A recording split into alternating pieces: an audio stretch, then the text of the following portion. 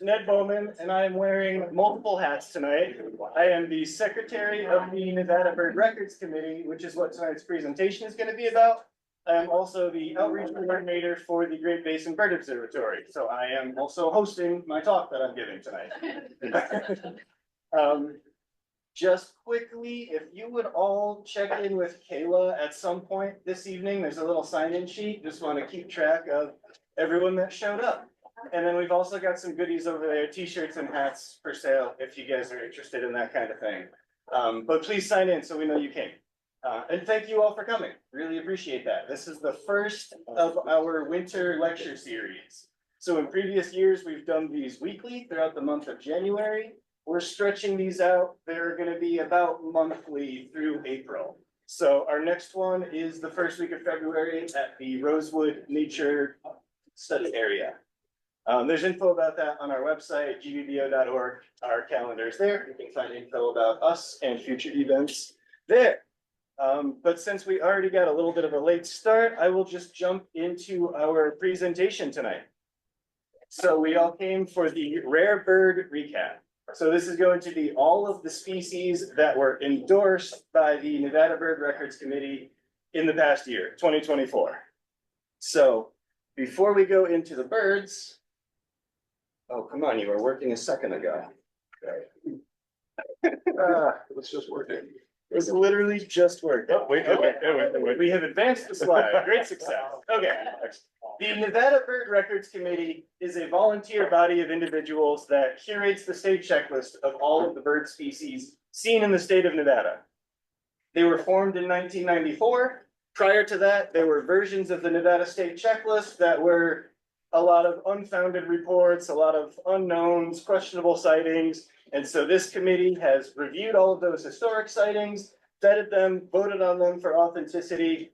And so now that all of those historic checklists are vetted and verified. So that was sort of the purpose of the Records Committee. There is no connection to eBird. That is a totally separate database, totally separate system of reporting birds. Excuse me. The way the Nevada Bird Records Committee works, we solicit documentation of rare bird sightings. We review historical records, museum specimens, and current sightings, ideally with photos or audio or some kind of documentation of rare birds. And rare is defined in our bylaws. This changes with time and as our understanding of the species that occur in the state improves as well. So currently, our review list of the rare species that we review, it stands at 142, and it's basically every species that's seen fewer than 5 times in the past 10 years in the state of Nevada. So once a species has been seen 5 times in the past 10 years, the members vote on whether to remove those species from the review list. In 2024, we had a lot of big changes. So the birds that we endorsed are not as numerous as they were in past years because we had a lot of process changes and other stuff going on in the background. So I'm going to go through a little bit of that before I get into the birds. I mentioned the review list, which is the list of species that we are soliciting documentation for. We had a major revision of that review list, and we added 36 species to it. We went from 103 to 142. And so a number of those, one of those was the wedge-rump storm petrel that had never been seen in Nevada before, so automatically gets added to the review list.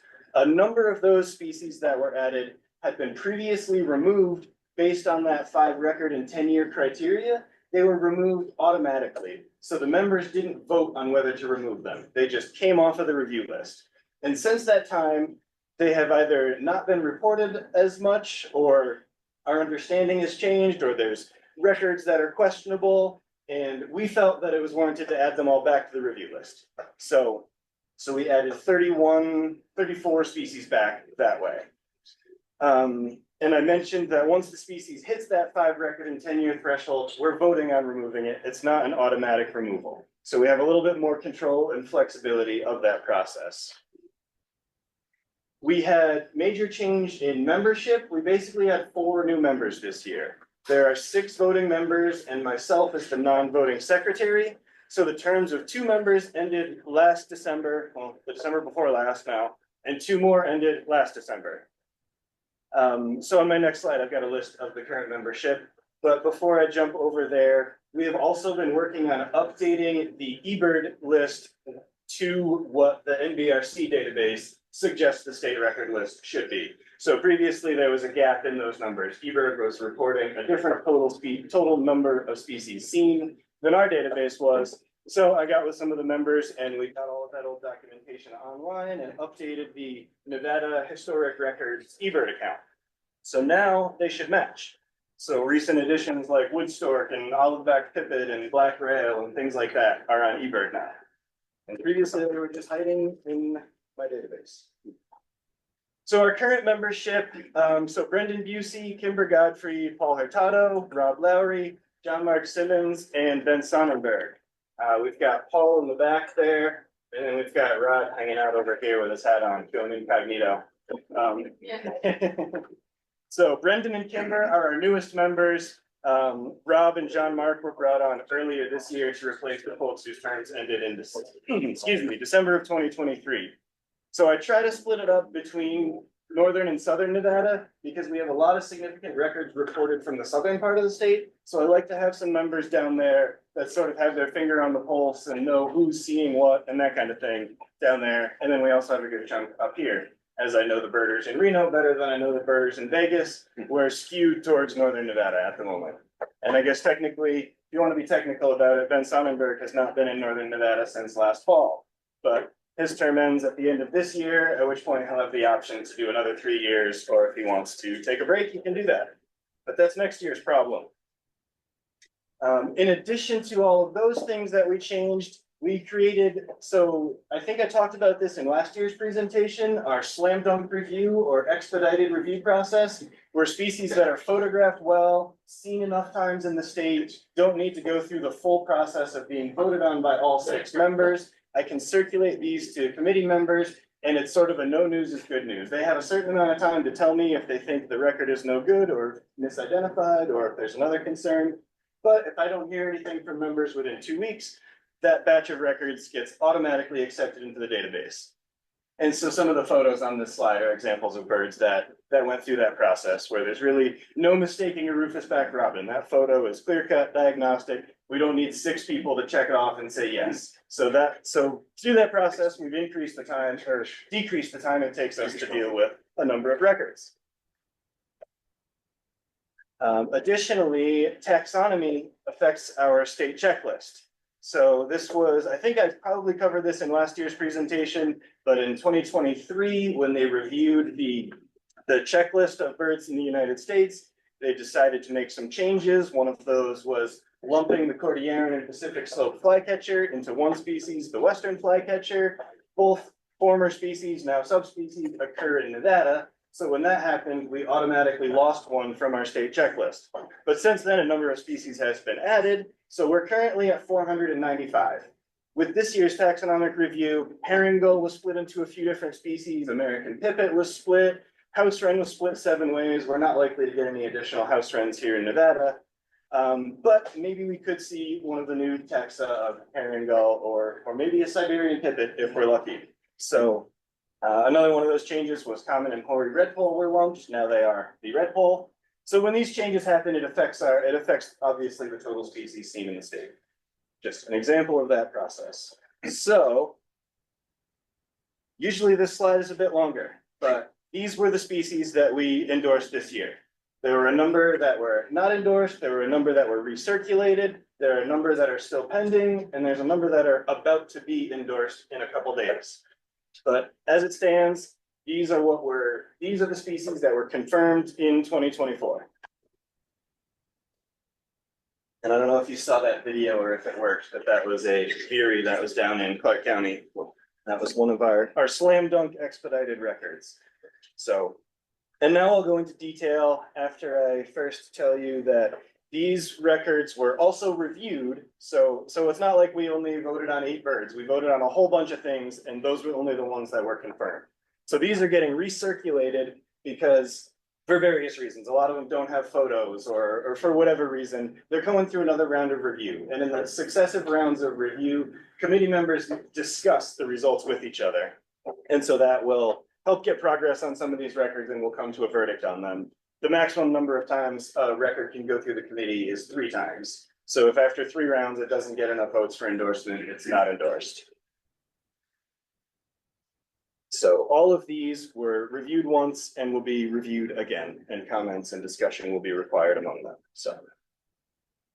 So first up in our species endorsed this year is the broad-billed hummingbird, which last fall and winter was sort of a banner year for these guys. There were these 3 reports, and there was actually a 4th one that I had already confirmed at last year's presentation. So I covered it in last year's. So I'm not including it here, but it was October of 2023. I think after that blue diamond sighting here, but it's just a matter of when things get submitted to the committee, when I get around to circulating them to the members, and that all affects the timing of when they're voted on. So for this year, we have these 3 birds. Kyle Canyon, Blue Diamond, and Beatty. I think there were actually 2 birds in Blue Diamond, if my memory of eBird is correct, but only 1 bird was submitted to the committee. And that's a pattern that happens more and more often now, is that eBird reflects a different reality than what has been submitted to the committee. So a lot of these birds that I'll talk about, I know details of because of eBird, but a lot of these details were not necessarily submitted to the committee. So the broad-billed hummingbird, fairly common in Arizona. If you get into the core of its range, it's really a common hummingbird. But for whatever reason, here Southern Nevada at the fringe of the range, we just don't see all that many. There's a lot of species that have greater tendencies for movement. And whatever was going on last year seemed to have caused a lot of them to come up north. And don't know what that was, but prior to this, including this, there are 13 sightings. So prior to this, that season, that banner year for broad-billed hummingbirds, there were 9 confirmed sightings. And then we had 4 sightings flood in. And so that, I just wanted to highlight that as sort of one of the reasons why we moved from that automatic process of removing species from the review list to deal with situations like that, where you have a major eruption or some event, eruption with an I, when birds move en masse. But to cover things like that, for when a bunch of individuals show up all at once, and then it's 10 years before another individual of that species is seen again, it still should be on the review list. It's still very rare in the state, should be vetted by the experts. But technically, if it's an automatic process, that would be removed from the review list. So that's one of the reasons we made that change, to have a little more control over that situation. So there's 2 photos of that broad-billed hummingbird, very diagnostic with the red bill, the blue-green iridescence. There's really no other hummingbirds in our range that look like that. So, slam dunk IDs. We also have rufous-backed robin, which at this point is kind of old news. So this bird overwintered and was seen pretty much daily from November through May. And that was the 2nd record of a rufous-backed robin overwintering in Nevada. In total, there's 5 endorsed for the state. A lot of times when birds return to the same location, the committee will vote on if it's a returning individual or a continuing individual. In this case, we did not vote on that because there's just no way to say for sure if it's the same exact rufous-backed robin that came back, or if it's another individual that has something else going on with it, the same thing that caused the other individual to show up, without an actual like deformity on the bird, or unless someone puts a band on it, there's no way to say for sure. So for now, these are counting as separate records. So our total is 5 endorsed records for the species in the state. They are all from Clark County, I believe. There's a lot of these Mojave birds have records in Lincoln and Nye counties, which get down into the Mojave Desert, but it is the very, very southern edge of those counties. So this is a southern Nevada species.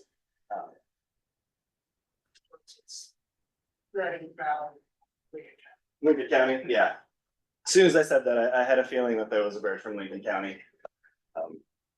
But so the species is actually fairly common when you get into its range. It's endemic to Mexico, but over a pretty wide area throughout the state, throughout the country. The foothills of the Sierra Madre Occidental are a good habitat for them, but not quite montane, but not lowland either. They're variable in their habitat preferences, but they like berries and things that American robins like. So these birds at Corn Creek were behaving very much like the American robins that they were associating with.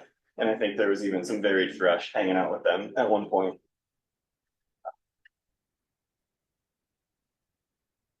Veery, another member of the thrush family. So this was a fourth Nevada record and the first since 2009. This bird was seen at Cactus Springs, which is a classic migrant trap in southern Nevada. I don't know if everyone knows what I mean when I say migrant trap. It's a birding specific term for bird migration when they show up at a patch of good habitat surrounded by less good habitat. So a patch of cottonwoods in the desert, springs, rest areas, all of these are classic migrant traps. So Cactus Springs is one of these that has a number of good records from it. But this veery was photographed and videoed there by a number of observers. And I threw some photos of potentially similar species there just to give you guys an example of what we're looking at. So that veery is the larger photo on the left. And then on the right, there's a hermit thrush and a Swainson's thrush, which are both expected migrants in the state. And they're in the same genus as the veery, and they look incredibly similar. So when someone thinks they see one of these are species that we're going to consider and try to rule out. So we're going to look at field marks like spotting on the breast and that rufous color on the face on the veery. And the veery has very indistinct spots on the breast there, and is very reddish overall compared to the duller brown of some of these other thrushes. But otherwise, they look very similar, and they behave very similar to our other brown Catharis thrushes. And we talked about this in last year's presentation because we had already endorsed a few of the birds that showed up, but Hurricane Hilary swept through the southwestern United States on August 21st of 2023, and a huge number of seabirds were pushed inland. And there's a number of different theories about the mechanisms of how and why that happened. But the short story is a bunch of birds that are typically only found out at sea were brought inland, and historic occurrences were observed. So a number of species were displaced. Some places saw tropic birds and frigate birds and things like that. Being a little further north and inland, we weren't quite so fortunate as that here in Nevada. But we were part of the action in that we had wedge-rump storm petrels and least storm petrels show up. I think we covered all of the least storm petrels that were endorsed last year, but prior to Hurricane Hilary, there were 2 least storm petrel records. Afterwards, that doubled to 4. We had 0 reports of wedge-rump storm petrel, and during that event, there were 2 reported. One of them is going to be recirculated because there were some issues with the photos. This individual seen by Justin Streit at the Roach Dry Lake Bed, the south of Las Vegas along I-15 between Jean and Prim. There's a huge playa. The Roach Dry Lake Bed is what it's called. And that is where Justin went to go look for seabirds, and he saw wedge-rump and least storm petrel out there. So the wedge-rump storm petrel, most sightings of the species are off the waters of South America. It's rarely seen this far north. So it was highly unusual to have so many individuals displaced here. There were as many as 3 in Nevada, and California saw 32, just to kind of put that in perspective of what happened here and what happened in California. And obviously a bit of that is birding effort. There's a lot more birders in California, but they're also right on the coast. So a lot more, they did genuinely get a lot more birds. So with the wedge-rump storm petrel being an out-of-range seabird, we're going to want to consider similar species. So I only include these to show you how remarkably similar to other species they can look. So that shape of the white rump patch is very key to identifying it. No other storm petrel has the white extending so far down the tail into that wedge shape, if you will. The Townsend storm petrel on the right, you can see looks very similar, but the white doesn't extend so far down the tail. It doesn't have that wedge shape extending almost to the bottom of the middle of the tail there, like you see on the wedge rump on the left. In addition to Townsend storm petrel, there's a handful of other storm petrels with white rumps to consider. Leach's storm petrel. They have a much more strongly forked tail, and the flight style is different between the species. So flight style is often a very important way to identify seabirds, because the field marks are not always easy to see at sea, but these birds were seen on land, so the field marks were able to be much more closely studied. So they were well photographed and confirmed that way. I threw the Ainley storm petrel on there. It was recently split. It does look similar to the other species. It's known from one nesting location, and there's like 12 observations on eBird, like in the world. So it's not super likely that they would have been seen here. The ID would have been very difficult. So just to mention that there are a number of very similar species, and so these identifications are not always easy. Some of these photographs are actually some of the easier identifications, considering the circumstances in which the birds are usually observed. Next up, we have the yellow-footed gull, which has kind of a bit of a saga with it. So I talked about this bird probably 2 years ago when it was first seen. It is most likely the same individual. So while in the database, these look like the second, third, and fourth record of the species in the state, it's probably only the second individual. So the bird sitting there on the bench on the left, or on the dock on the left, was the bird that was first seen March of 2022, flying on the Las Vegas Wash. The birder who first saw it lost sight of it. The bird kept on going. It was relocated at Lake Mead. It stuck around there for about a month and was photographed in its first cycle. And then there were no yellow-footed gulls seen again until July of 2023, when Angel Poe photographed that bird in the middle, which, considering how the plumage and age would advance, it's consistent with what the bird at left would look like at that point in time. So it is still conceivable that this is the same individual. The yellow-footed gull is not a 3-year gull, as I previously thought, but they do advance in plumage very quickly. So that bird sitting on the dock there has a lot more white in its underparts than many first cycle gulls do.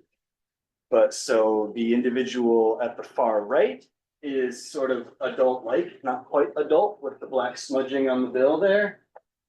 But that individual was the next sighting after the July sighting. And that was in October of that year, I believe, October of 2023. So basically that bird in March and April of 2022, no sightings until July of 2023, disappeared again until October of 2023. And those were these 3 photos here. And so all of the details are consistent for it to be the same bird. Likelihood suggests it would be the same bird because it is very rare for the species to be in the state at all. However, we can't prove it. Unlike previous record of yellow-footed gull in Nevada that behaved in a very similar way, that stuck around for 7 years, bouncing around Lake Mead. He was named Old One Foot because you can see in the photo, he only has 1 foot. So that made it very easy for birders to know that it was the same individual. So I say, unfortunately, we have no way to confirm this is the same bird, but I suppose it's fortunate that he does have both of his feet. So as I mentioned before, with birds showing up in the same location, often we consider if it's the same individual, if it's continuing or if it's returning or what's going on there. And without any physical defect or abnormality or band or anything like that, we can't say with certainty. All we have is likelihood. So they have different record numbers and they will remain the second, third, and fourth record of yellow-footed gull for Nevada. Next up is the winter wren, which is a fun species because they were split from Pacific wren. I forget the exact timing of, and from Eurasian wren all at the same time. I want to say the early 2000s is when this all happened. And they look incredibly similar, as I will show you on the next slides.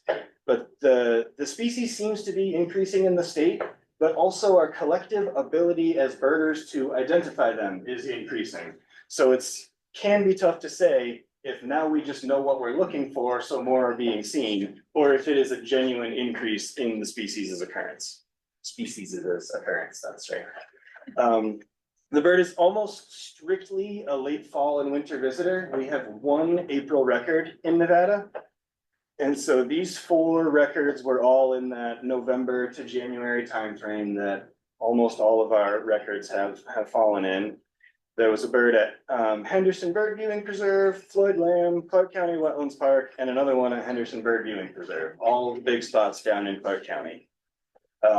I actually reached out to the observer of these to submit to the committee. So you'll see the dates of observation on some of those are not 2024 or even really close to 2024. That's because they had been submitted to eBird, confirmed with photos and audio, but not submitted to the committee. So this year I contacted the observer, had him submit to the committee, and we reviewed all of the materials. And so there were 6 total and 2 are getting recirculated. These 4 were confirmed. So that means 11 total in the NBRC database. And there's none for Northern Nevada. All of these are Clark County, Lincoln County, Nye County, Southern Lincoln, Southern Nye, and Clark County sightings. There are sightings in Oregon, Idaho, Utah, Colorado. To show you what I mean, look at that eBird map, that huge glaring hole all across Northern Nevada. We know they're moving through unless they're tunneling underground or using wormholes. They've got to be here. But this is another one where, so it reached the 5 record in 10-year threshold. Had it not been for the change in process, it would automatically have come off the review list. Members of the committee feel that it's best to keep it on because of ID difficulties with Pacific Rim, which depending on the time, both can be equally unexpected. So all of those birds across the bottom are winter wrens. And I've made sure to look where they were photographed. So the 2 on the left, I photographed on Farallon Island, Southeast Farallon Island last year. But the 3 to the right, I thought were good candidates for these sort of in-betweener birds that don't really show the field marks that all of us like to talk about as what a winter wren looks like versus what a Pacific wren looks like. I think you can, so the middle bird was photographed in Ohio, then moving to the right, then that one was Ontario, and then farthest to the right was Massachusetts. So we're all well within the range of winter wren. We're not suspecting vagrant Pacific wren at all, but they show some warm buffy tones on the throat, some less defined pattern on the face. They don't have those cold gray tones on the throat. So and I'll talk more about that on these next slides with some of the photos. But just to highlight the variability of the species and really how difficult to identify that they are. And vocalizations are often the most reliable way to tell. Although if my slides work, I will show you how that can sometimes lead you astray too. So Pacific wren on the left, winter wren on the right, and these are sort of classic birds showing the classic field marks. That Pacific wren, there's sort of that warm, buffy, kind of smooth evenness across the face. It's just that nice warm brown overall. And then the winter wren, you've got a lot more cold gray tones. You've got some white speckles on the flight feathers and the primary coverts. You've got that nice white throat contrasting with the brown body and lower belly, and that bold white eyebrow as well. And then some patterning sort of on the side of the face and around the nape. The streaking there is good for winter wren. So these are sort of the classic examples of what the birds are supposed to look like. And then if I did this right,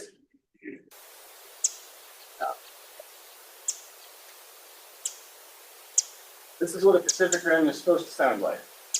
Can everyone hear that? Yep, yep, yep. Nice, harsh, distinctive notes. And so that is, again, the quote unquote expected species in our area. This is what a winter wren sounds like. Similar, but a little more drawn out. The notes aren't as short and comfortable. You can see that they're longer. If you look at them on a spectrum, they're longer. The first notes are going to be very short and brief. So this is what a winter wren is supposed to sound like.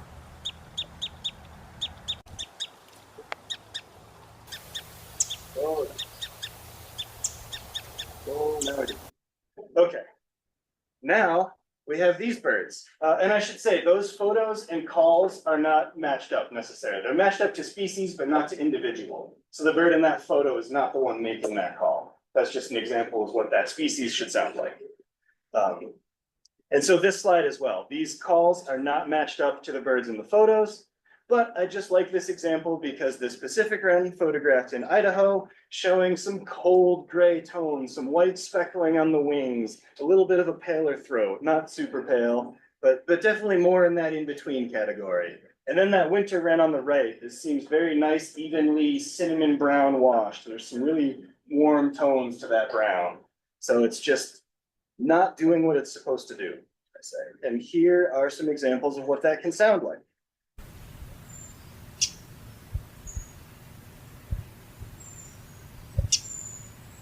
So it's still sharper, but it's a little longer. There is some variability in these calls. Not quite as short, sharp, and truncated as that first one. And then winter wren can sound like this. Excited winter wren can sound like Pacific wren. Sharp, truncated sort of sounds. So we think we know what they sound like, and then we do this. So I say our collective ability as birders to identify them is improving. However, there are still things that are being worked out that we don't really know. Okay.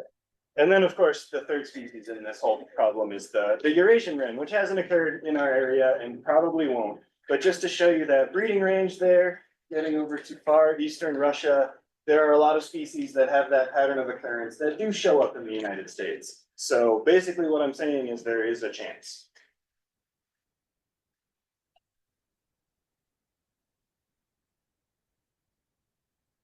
And I could go on and on with examples of winter wrens that break the rules of what they're supposed to do, and Pacific wren and vice versa. But just wanted to show a few examples of how they can be very problematic and why the NBRC feels that it's best to keep them on our review list.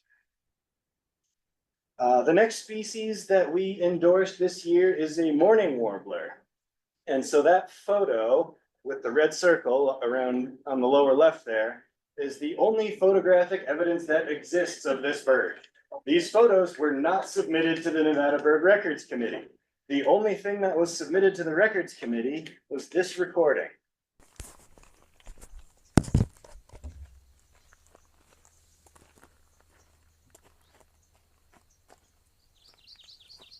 Oh, and it's really quiet. I don't know if I'm gonna be able to make that any louder. Well, anyway, all that was submitted was this recording of the bird. It was singing very persistently. The observers felt that it was something unusual. They didn't quite know what. So they actually sent this audio in to someone who had researched mourning warbler dialects. So not only was that professor able to identify it confidently as a mourning warbler, but he was able to confidently identify it as a mourning warbler in the Western breeding group that breeds in the Western boreal forest. So that was Nevada's 6th record. All of our records of this species have been from Esmeralda County south, so Tonopah and further south. They're all May or June records, except for a single September record from Dyer in 1991. And just wanted to show you the photos there of the comparison with McGillivray warbler. So I guess I could have included a decent photo of the whole bird, which I decided not to do apparently. Anyway, they look identical except for their face patterns. So the McGillivray warbler has those bold white arcs around the eye. Mourning warbler has no white around the eye. Caveat in most images. Sometimes it does. But a nice adult male should not have any white arcs around the eye. So if you're looking at an adult male with that, they're bright yellow underneath, they have a gray hood, they have no wing bars, they look really similar to each other, except for that eye pattern. So I think we can confidently say from that photo, aside from that professor's diagnosis of the recording, I think that photo is conclusive, but maybe that leaf would be blocking where those eye arcs would be. Anyways, it was a remarkably skulky bird and was barely able to be recorded, but was confidently identified with that audio. So that was a cool record. I really enjoyed that one. Like that. I believe this is the last species that we endorsed this year, the hepatic tanager. So this is an interesting one. Can you see my little star there? So I added a star on that range map, approximately where these birds are occurring. It's pretty teeny tiny. If I made it any bigger, it would kind of obscure the range of the bird. But so their breeding range comes way north in Arizona, and there's breeding records from California, like 12 miles from the town of Primm, Nevada. So they breed very close to our borders. We have no breeding confirmations in the state of Nevada. In 2022, I think it was a 4th state record when these showed up. So these birds have been returning since 2022 to the exact same canyon in the Virgin Mountains. Yeah, 4th record, I wrote it on there, look at that. So 2022, they were first found, 2023, they were still there. And again in 2024, that potential breeding territory was occupied once again. And I did some eBird sleuthing on these birds. There were 2 individuals submitted to the committee in 2022, only 1 in 2023, and then 2 in 2024. There are a lot of eBird reports of 2 birds in 2023. There's photos of a male and a female, pretty conclusive that that's 2 different birds. In 2024, we have photos of a male and a female submitted to the committee. There is a potential breeding expansion happening with paddock tanager in southern Nevada. 12.6 miles. I used the measure tool on Google Maps from what is it called? Clark Mountain, right across the border in California, right near Prim. There's a grove of white fir up there that they breed in apparently.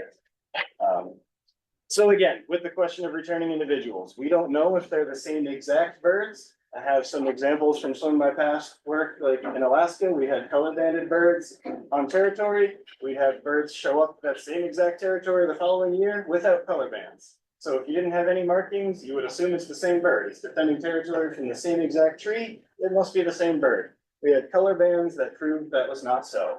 So I don't think it's quite so simple as going with the likelihood and assuming that these are the same exact individuals returning to the Virgin Mountains. There was a sighting in 2018 from north of this location in Arizona. The Virgin Mountains run kind of northeast to southwest. And the tallest part is in Nevada, but most of the range is in Arizona. And so in 2018, there was a sighting in the northern part of the range in Arizona. And there's other sightings. Oh yeah, you got something? Great cypress have one in Cactus Springs. Yes, yes. So in addition to these birds occurring in breeding habitat, the species is migratory and has occurred at vagrant traps as well. So yeah, Cactus Springs, Nipton, I think it's called, down in California. So there's records of the species occurring in riparian habitat at certain times of year during migration. These individuals showed up in breeding habitat. So that's why questions of breeding were raised with these individuals and why folks are looking at counter singing birds and all of that stuff. But yes, you are correct, Rob. That was second or third record, something like that. But yeah, it's a species that occurs remarkably close to Nevada and in Nevada, of course, but has a lot fewer sightings than one would expect, considering how close its core breeding range really is. So. Thought I had a slide. Anyways. This is our website, the URL. You can find the state checklist, the review list, the form to submit sightings, previous published reports, our bylaws, current and past members, all that good stuff is at the website. So please submit your notable sightings to us. Not done yet. So I put this together a few years ago before I was secretary, I think. I polled the members on what they thought the state's next bird would be. And Gene Tinsman predicted that it would be a Hutton's vireo. And then before I got a chance to give the presentation, Ben Sonnenberg found a Hutton's vireo at Virginia Lake. So I had to edit the slide and well, that one's already here. So I think this is more or less the same slide I kept from that, keeping those pics of the then members of the committee. But I added a few this year with the taxonomic revisions that occurred this year. So study up on your herring gull. Someone find a Vega gull. We could get one. Siberian pipit, California has them. We could get one. Could happen. But a lot of these species have occurred in states nearby, regularly occur nearby, but have not yet occurred in Nevada. So tufted ducks, there's countless. There's a lot of records in California for the species. A lot of these species are not even super rare in some of the states where they have occurred. They've just not been seen in Nevada before. And so I thought I had a slide that talked about all of the pending species. You probably remember there's like 15 species that are pending expedited review that will be confirmed in a few days. So you can check the NBRC website, and then I'll probably send another email to the listserv updating everyone on all those, because that'll be a bunch of stuff confirmed. But there's like 15 more species that are going to be confirmed shortly that have beautiful photos submitted on eBird. So stuff like the Kentucky warbler, red-faced warbler, prairie warbler, a whole bunch of things that you guys probably have seen that were reported. But I guess I took the slide out. I thought I had it in here. But anyways, now is the part of the event where I do the rare bird quiz. But before I do that, did anyone have any questions about any of the sightings or the committee or anything that that I talked about thus far? I had a comment about the Nevada tigers and rumored to be breeding in Nevada since at least 1965. There's a paper by Yeah. Johnson in 1965 that describes. Spring Mountains? Sheep range. Sheep range? Uh, Yeah. Spring Mountains and Plover Range. Yeah, plovers, yep. Yeah, there's a lot of good habitat for them down there. There's a sighting, there's an eBird sighting in the Spring Mountains, I think in Kyle Canyon from 2014 during breeding season. But there have been no sightings in the Spring Mountains since, according to eBird. So like maybe I don't know what goes on. If there some years something causes them to overshoot and they hang out and think they could breed, or I don't know. But yes, it does seem likely that with males and females showing up, finding each other, that we will have breeding confirmation sooner than later. Yeah, There, California condor record that humans saw. there is. Yes, I was gonna mention that and then I decided to skip over it. There's a telemetry point of a California condor in Nevada. And so that gets into a whole other issue of how do we add a species to the state checklist? Is the human element necessary? Does a human have to see it? Like, we have great confidence in the instruments that detected this and the coordinates provided. We're certain that's the location of the bird, but does it get added to the state checklist? This is sort of an existential question for the committee to deal with, and not really an easy yes or no. But yes, there is evidence of California condor in Nevada. And a whole lot of historic reports that have been unable to be confirmed. Virtue of her somewhere, probably. Yeah, yeah. Yeah, I think there's a historic report from like Ash Meadows, I think. There's all kinds of historic reports from the southern part of the state. But I actually don't know offhand where the telemetry point is, but it is that southeastern over by the Virgin. Where they're gonna somewhere show like it. that. Yeah, yeah, they're breeding in Utah, not too far Breeding in from there, Zion, so. yeah, they breed in Zion near the Virgin. Yeah, they can cover some ground for sure. All right, anything else about those birds before we do our quiz? Cool. And hey, Kayla, was there any questions online? Okay, cool. Well, in that case, I will jump into our bird quiz. And so I'll just give people a minute. People can holler out. There's really no formal way of doing this. So I'll just pause for a moment. And if you know it, holler. Does anyone recognize that species? It's a red pole. That's right. One word bird. I can be definitive on that now. That's right. So formerly recognized as the common and hoary and lesser, but that did not occur in our area. Previously had to decide if hoary or common redpoll. This is now recognized as the hoary subspecies. This bird would have been for sure a hoary redpoll with all that white and no streaking and all that. But now it's just a redpoll. We don't have to worry about that.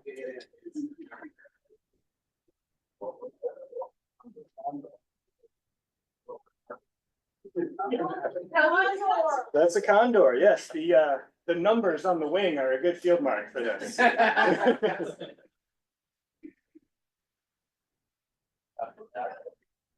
I heard it in the front here. Yes, this is a tufted duck. Be on the lookout for them. Showing up at a pond near you any day now.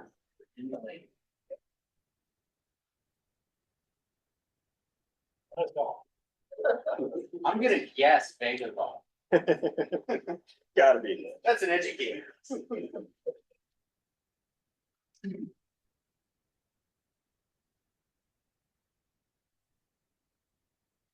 Well, since no one's jumping at the bit, this is just California go. Similar to the approach with unusual raptors, whenever confronted with an unusual gull, ask yourself, why is it not a California gull? I don't have an answer for that question, so that's a California gull. Trying to decide if that tennis ball was food. There's some other photos where it's actually nipping at the bus. Yes, red-necked grebe. Little bit of red on the neck, but in its non-breeding, not as easy to identify plumage. They're a little bigger than a horned-eared grebe, not quite as big as your Western Clark's grebes. Stocky, chunky head. They're in a size category of their own.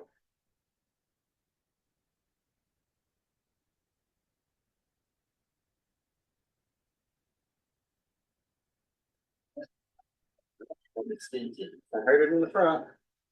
Oh, these are easy. This is a leaf sandpiper, guys.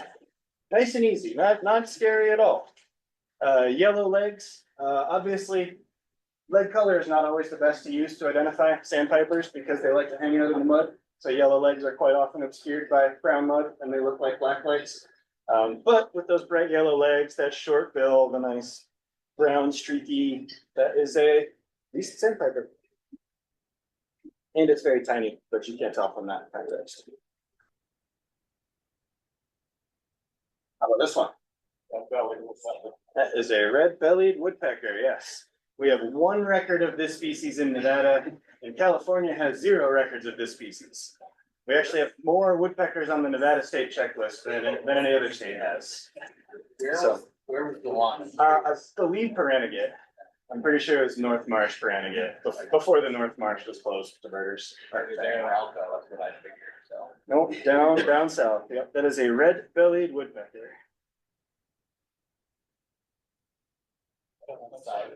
Chestnut sided, yes. Look at those nice chestnut sides.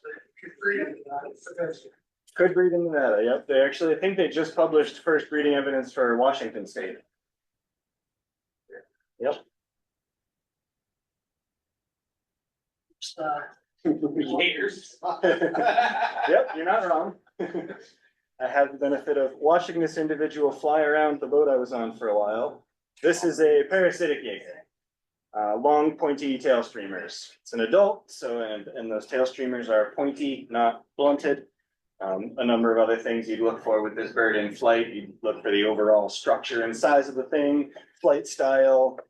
You can look at the bill if you get close enough, but basically those long pointy tail streamers seal the deal. That is a What's it called? Parasitic? parasitic Jaeger.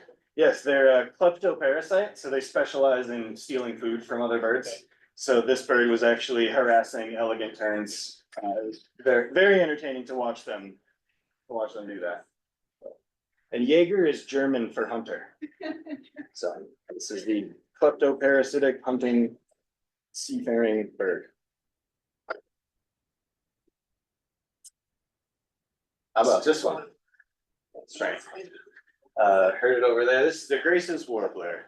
They maybe superficially look similar to a yellow-throated warbler, but that face pattern, there's no black mask or white eyebrows. So these guys breed in the southern part of Nevada in the Ponderosa pine forest of the similar habitat where you might be looking for a hepatic tanager up in the Ponderosa sort of higher elevation coniferous forest, spring mountains, clover mountains, that kind of thing. And there was a couple here, or at least one. Oh, that's right. That's right. There were a couple.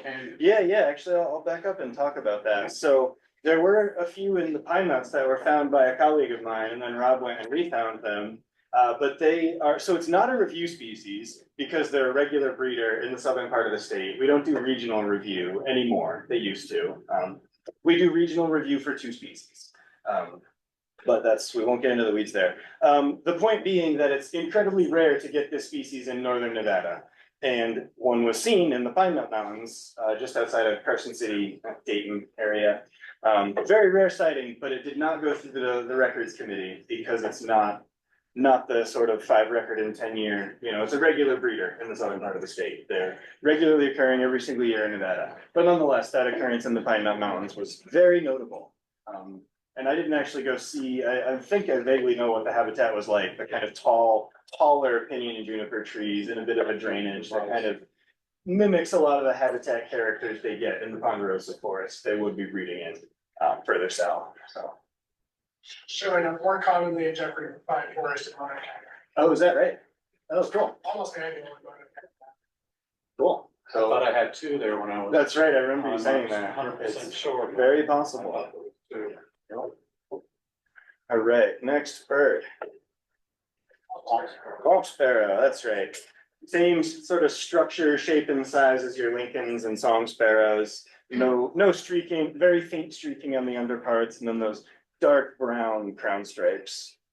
Sometimes with a central spot on the breast. Whitish throat. That is a swamp sparrow.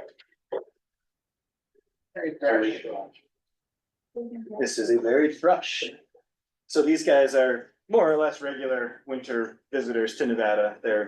We're at the fringe of their wintering range here. They're not necessarily common, but if you go a little bit north and a little bit west, they can be quite common in the winter time. So they show up in Nevada many times every year. How about this one?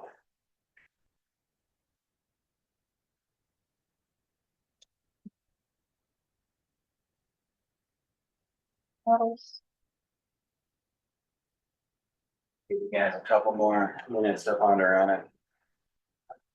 Sorry, the mental list. You want to correct that one. Yep, so it's a Nuttall's. This is a Nuttall's woodpecker. The bill is good to separate from ladderback too. But yeah, so it's similar size and superficial appearance to a downy or a hairy woodpecker, but it obviously doesn't have that big white blaze on the back. The barring goes fully across the back. Very similar to a ladder-backed woodpecker, which has a few plumage differences and the bill as well. So Nuttall's woodpeckers have a much shorter bill than a ladderback has a much longer bill, sort of like the downy hairy situation. The other field mark that Carl mentioned was that black bar, the black at the top of the white barring. Nuttall's has a big black patch there, and ladderback, the white barring comes all the way up to the top. So there's a little black sliver on a ladderback. And of course, if you knew that I photographed this bird in Palo Alto, you would not even be considering a ladderback woodpecker. But yes, Nuttall's woodpecker. I know Dave McNitch had one Christmas count, Carson City years ago. Yes, several years ago. Any other Nuttals? There are, there's 3 records for the species in Nevada. There is a 4th confirmed on eBird with photos that hasn't gone through the committee. So hoping to get that one reviewed and added as well. I was down southern Mountains. Yeah, Spring Mountains, yeah. So this is a bird that is very common on the other side of the Sierra Nevada, on the west slope in the oak forest. Similar to your chestnut-backed chickadees and things like that, that just don't make it to this side of the mountain. Your Hutton's vireo is in that same group of birds. Wren tits, yeah. Acorn woodpeckers, they do make it over every once in a while. But they have stuff like phainopepla and rufous crowned sparrow that come up surprisingly far north on that side of the mountain range that just don't cross the mountains. They don't get over here. They're very close, and for a while I was thinking that chestnut-backed chickadee or any of these could be a next up on our state checklist, but we just don't have the habitat here in Nevada for these birds, and they don't go up and over the mountains. Wait, so did you just say Yeah, phainopepla, yeah. Nevada? Oh, no, they are. It's not northern Nevada, not here. Sorry, I'm thinking about birds in the oak forest over on the other side that don't come up and over the hill. Phainopepla all over the place in southern Nevada. And they do show up in northern Nevada too, but. One in Churchill County. Yeah, Wow. I think Carl photographed one at Sheldon, October, something like that. Yeah. But yeah, so they migrate and they show up in weird places. They have weird movements. Phainopepla was perhaps not the best example to use for the point I was trying to make. All right, well, next up.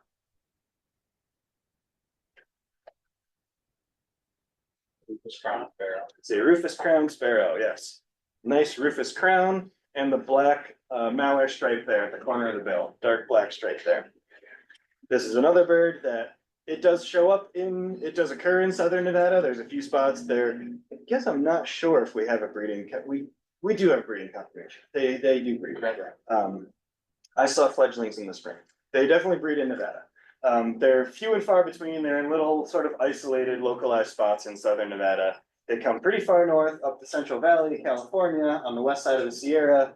You go over to Grass Valley and stuff like that, and you can find them around there, but they are not on this side of the Sierra, this far north. Yes, rufous crown sparrow, very toey-like sparrow. Acorn woodpecker. So you can see I was on a tear about all these oak forest birds on the other side of the hill. This was a bird that showed up in Reno last year, year before. There was a bird at Lake Park that hung around for a while. Yeah, it was here for like a whole winter. Was it here all winter? Yeah, they had it on the CBC. Oh, it showed up. over in That's the- right. I saw it right before I went up to the Fairlawn. That's right. Yeah. That's why I lost track of And that. it stayed Yeah. through to the new year. Yep. And then another And one there's- showed up. Yeah, and there was one in later. Crystal Peak Park. There was one there this past spring. So yeah, acorn woodpecker, largely a California bird, Arizona and stuff there. They occur regularly kind of on all sides of Nevada, except for the east. But we just don't see all that many here. So not a review species, but rare in the state. Oh, a fun one. How about a flycatcher?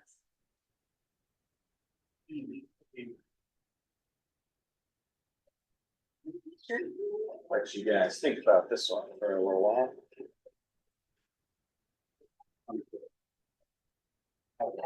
Any takers?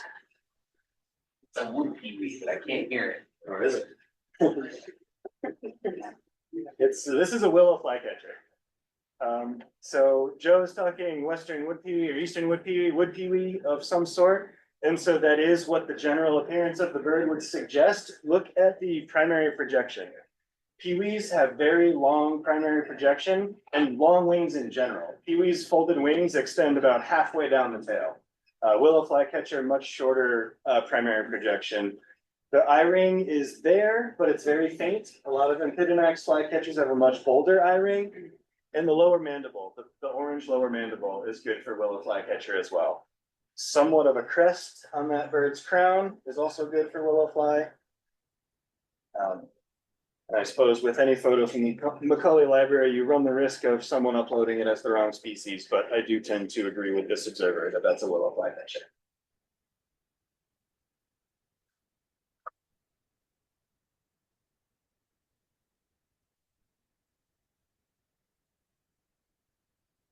Size would be useful if you had anything for context here. You do not.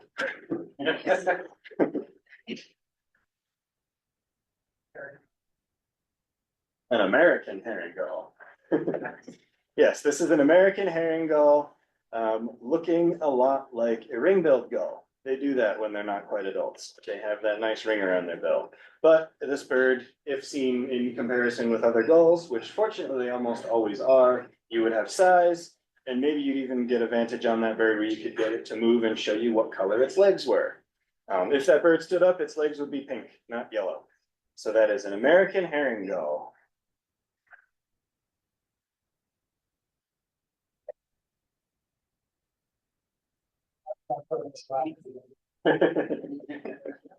It's tough when I'm harvesting off of the eBird because the photos are very low resolution. How bad is that? Oh, yeah, it looks better on my monitor. Anyways, this is, any takers? Any thoughts? This is a warbling vireo, yes. Trying its best to convince you it's a Philadelphia vireo with all that yellow underneath it, but it doesn't have the yellow concentrated in the right spots. It's a nice, even yellow wash. If it was more yellow on the throat or towards the vent, those would all be good for Philadelphia vireo. And of course, the face and crown pattern is useful as well. The warbling vireo has pale lores and a pretty low contrast cap. Philadelphia vireo has a darker cap and the line through the eye. The lore is dark, so there's a dark line behind and in front of the eye. And it creates sort of a whole different facial expression. The gentle sort of blank face expression is something I look at with vireos a lot, because it's remarkable how much that lore changes your impression of a bird's face.